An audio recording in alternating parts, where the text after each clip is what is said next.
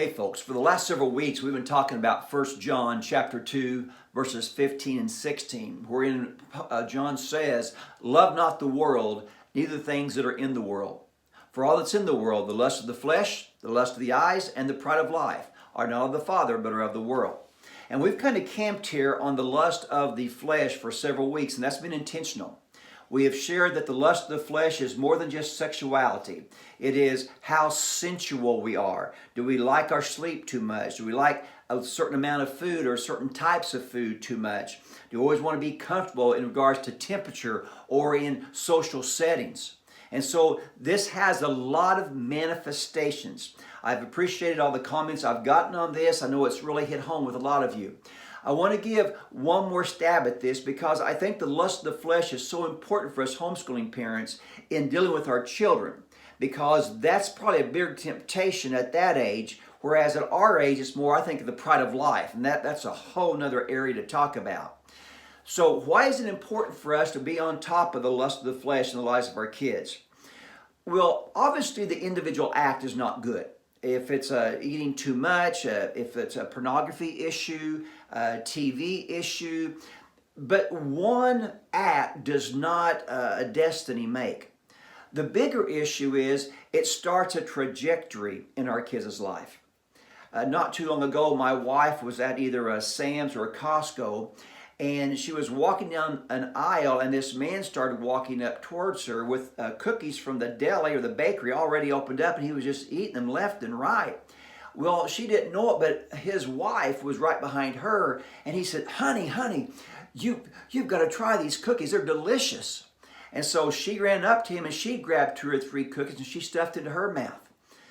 Now, the point is, not only could they not wait till they got home, they couldn't wait till they got back to their car to start eating.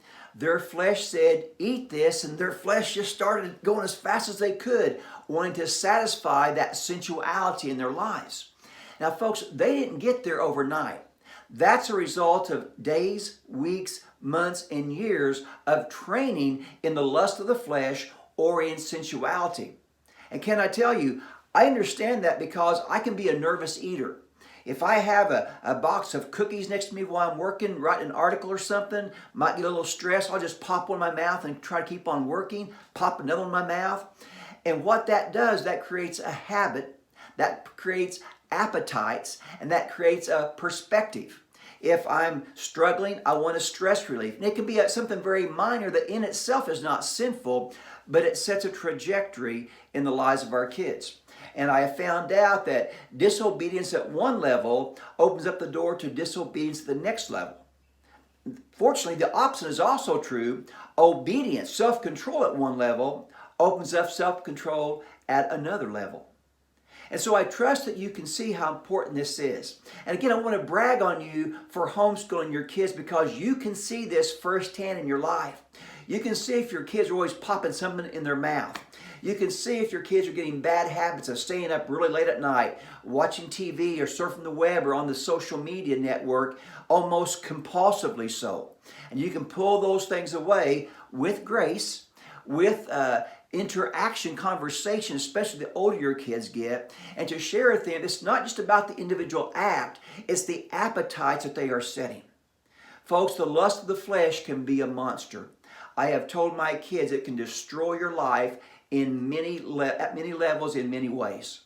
And so we do our kids, again, probably one of the greatest services as homeschooling parents, to help them process through, navigate through all these temptations of the flesh so none of them can bind them, so that their appetites serve them and they don't serve the appetites.